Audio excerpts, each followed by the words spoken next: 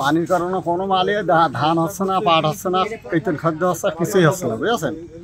সবই শেষ, আমাদের কোনো ফসল হচ্ছে না এই জায়গায়, একবার কিছুই চলছে না এই জায়গায়, কোনো ফসল পানি একবারে শেষ, পাতই দিছি দেখেন সব পচে গেছে, একবারে শেষ, কোনো কিছু হচ্ছে না।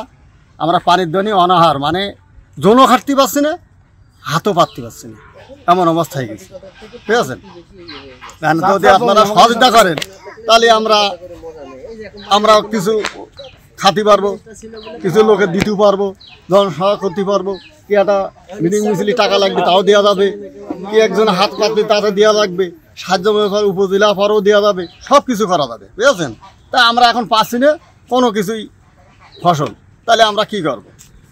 আমাদের কোনো অভিযোগতা নেই। জলবদ্ধতার কারণে বহুদিন তো আমরা এই ভুগছি, আমরা জোন খাটা মানুষ, আমরা জোন বেচতে পারি না, বাইরে যেতে হয় জোন বেচতে, এই কারণে আমরা খুব কষ্ট ভোগ করছি, ছেলেমেলে নিয়ে খুব কষ্ট ভোগ করছি।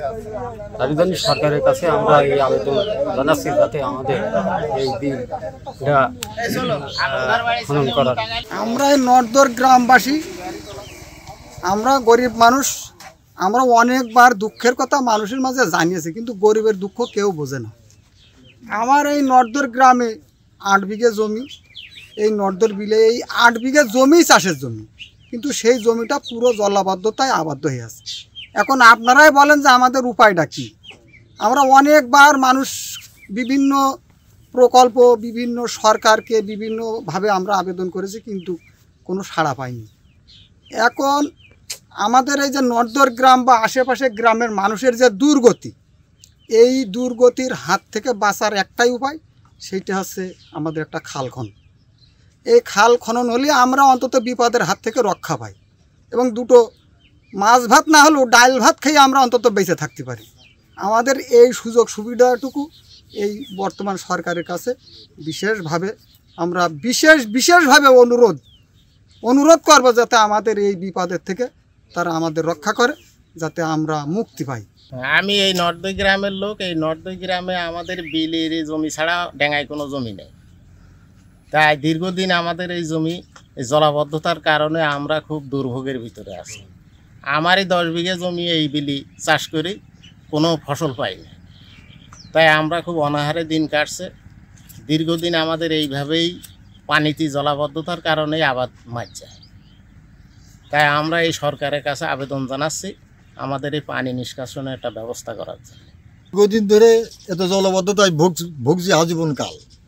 এখন তো কয়েক হাজার বিঘা জমি, এখানে প্রতি বছরই তো পানি উঠে সমস্ত আবাদি নষ্ট হয়ে যায়, কিন্তু আমরা এই পর্যন্ত অনেক চেষ্টা করেও আমরা কোনো আঠারো ফল পাইনি সরকার পক্ষ থেকে, বা যে কোনো খালি জল নিষ্কাশনের ব্যবস্থা করতে পারিনি, যার জন্যেই আমরা খুব অভাবনটনে আছি।